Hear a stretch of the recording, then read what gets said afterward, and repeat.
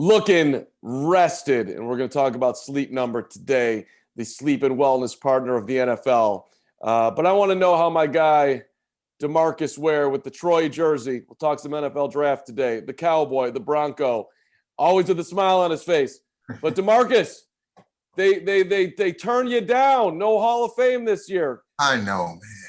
What's up with that? You know what? You know what thing is, man? I put my resume in, and I always tell them that, you know what? You knock at the door, and sometimes it doesn't open for you. And I've been that guy to where it usually doesn't open at the first time, but I'm the guy that's always standing hungry. I'm gonna keep knocking, and eventually that door is going to open up, and an opportunity is going to be there. So sometimes it's not the first time. The first is usually not part of my story, but maybe number two will be. So did you expect it to go the way it went? I didn't. I thought that everything was in place. I mean, I know the guys that are in front of me, all of them are Hall of Famers. So I'm like, all right, D, you've done what you needed to do. You won the Super Bowl, so all the accolades are all there. But it's all upon what is going to be the character of that whole deal that they're doing that year.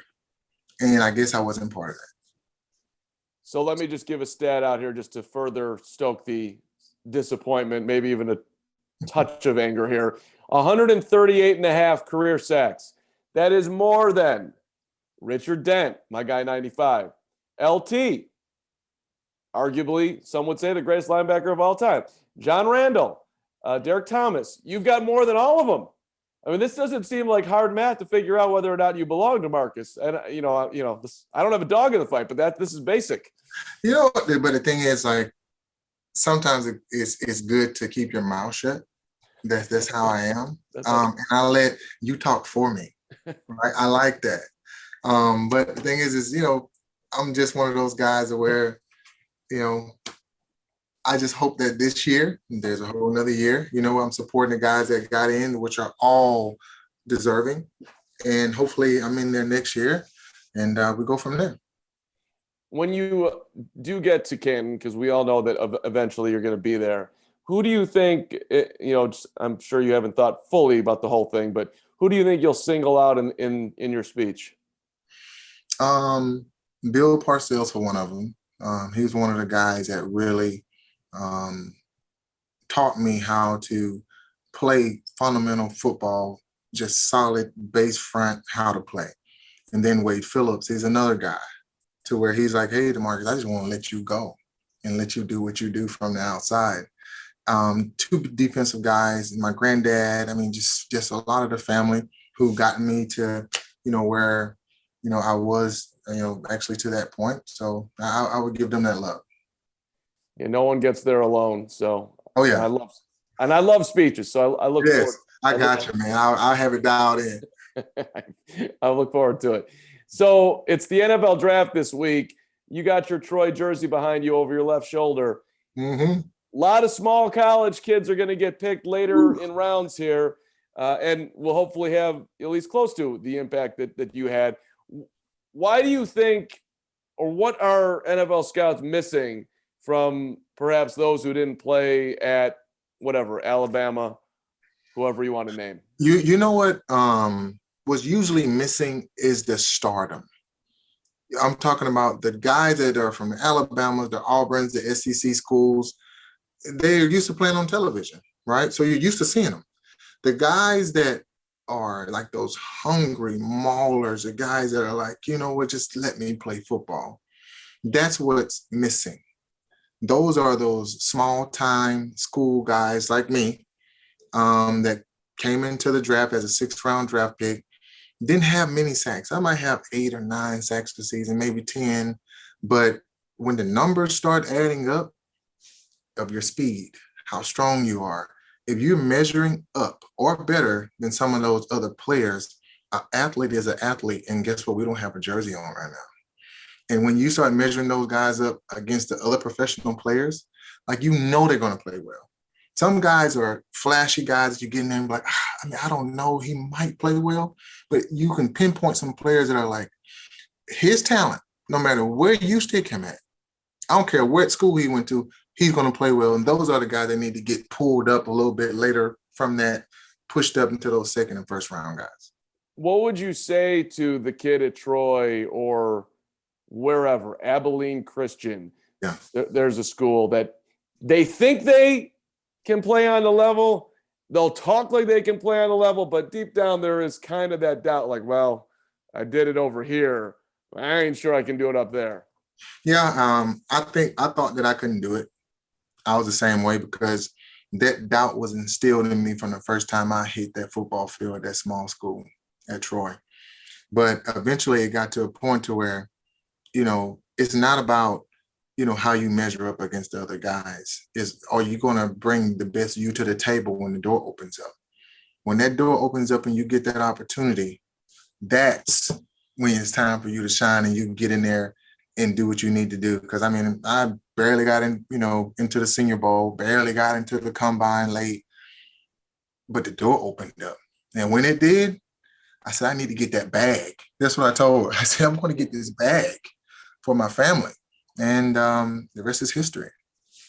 Yeah, and that's a reminder, too, of what I'm hearing at least. Prepare yourself like you're going to get that opportunity. Because Right. if you don't, then if the door does swing, You're not prepared. Yep. You're not there. You're not prepared. Yep. All right, I'm talking to myself right now for the record. Okay. Hey, let's talk about Sleep Number. The Sleep Number 360. You've been I think you partner with Sleep Number for a while now. Yeah. What the latest initiative, or what's new, and what are you excited about talking about it today? You know what? I really enjoy that they've been, the wellness partner of the NFL since 2018. And for me being now a legend, figuring out that recovery is everything. I've had over 51 injuries, 4 or 5 back surgeries, not sleeping well. But when I got this bed, I didn't believe in it, to be honest with you. But then I started sleeping and waking up and feeling good. I'm like, I have all these chiropractors and everything. And sleeping good has been something that was lost, right? And I was like, how smart is this bed? And I started getting all the information about the banked in hours of 14 billion hours to get the computer smart to figure out how you're going to get the best sleep. I'm talking individual sleep, my sleep, your sleep, individualized on my side of the bed and my wife's side of the bed. And now being able to just partner with them and sort of spread that news of being part of the pyramid at the top, and now being able to market it all the way down to the person just like you and saying, hey, dude, if you just can get in this bed, get some good sleep, I promise you're going to wake up early in the morning. And this bed actually sends how well you sleep, from heart rate, how well you sleep, the energy you're going to have that day. And if you start like marking on like a little deal, actually it keeps all of it for you, how well you sleep, you start feeling so much better. Man, who doesn't want to feel better? No doubt. You got me a little hyped on the chiropractor right there. Like, I don't know, get that neck crack. I haven't had it in maybe 5 years, but now I'm excited. Outside of, and getting some sleep. All right, let me move through just a couple quick ones here. Number one, Russell in Denver. Was that wise for the Broncos to go all in here at the point in time they're at? I think that it was a really wise thing for them to do because they've been missing that quarterback. They've been, playing well. They have a good run game. The defense is good. They haven't been getting a lot of points scored on them, but they haven't had a passing quarterback. But now they have a guy that can, you up and mile high, that's going to string plays out. They're going to get the defense really tired that they're playing against. They can throw the football, but score some points. Like, that's one of the main things that we're missing with the Denver Broncos. I think they are trying to get back to winning some football games, and I think that was a perfect decision. Von Miller's still doing it. You played with him. Any memories of a young Von Miller you could share and what it's like to watch him win a Super Bowl and still doing it today? Yeah, when I got, released by the Dallas Cowboys and then going up there and playing with Von, like, I knew how awesome of an athlete he was, but I didn't know until he started bending and boring around the corner, getting to the quarterback in practice, and me being able to mentor him to even being a like an even better player. I was the older guy at the time, but he sparked something in me to give me a little bit extra fire. I mean, the first year we almost made the playoffs. Second year we won the Super Bowl, but be able to see how the whole team transformed with Peyton and all of us up there, man, it was one of the coolest things to be able to experience. And now he's still playing. Went to the Rams, won the Super Bowl, went going to Buffalo. I'm like, dude, they went in playoffs. So I'm like, are you trying to win another Super Bowl? So it's cool, man. Then he got Bruce Smith up there. I know Bruce is up there mentoring him. So man, he might be able to get another one. Yeah, there's no doubt. I mean, if you're picking in the AFC right now, I would. Yeah. I mean, Buffalo's right there. Is this the year for your Cowboys? It's been a minute. You know what? If they draft well, I would say offensive linemen. If they draft well on offense, get a couple of defensive linemen. You always can have some good defensive linemen in there. I think that there will be knocking at the door of the playoffs, not just letting it close on them, but knocking at the door and getting deep into the playoffs and then seeing what happens from there. All right, let's wrap on a Jerry Jones something that you perhaps haven't talked about in a minute. I don't know, an interaction that you had. I know you and Jerry had relations. He was your guy, I think, right? You weren't, didn't you? Good dude, man. Jerry's a good dude. Yeah, we have a great relationship. Yeah. Any like piece of advice that he gave you once? I know he's always throwing around little pearls of wisdom. I know one thing with Jerry, really business savvy and making the right decision. So he always told me that if you invest or buy anything, is it making you money?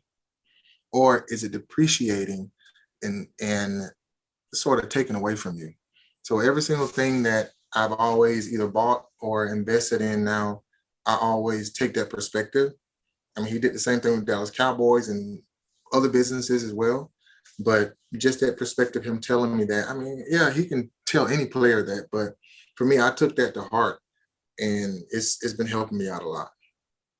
Marcus, good to see you. Enjoy the draft, and maybe your Cowboys will get help on that O-line. Hopefully. And more importantly, I look forward to the next Hall of Fame voting and seeing you get in there. 94. Thank you so much. Thank you. Straight to Canton. Good to see you, Demarcus. Peace.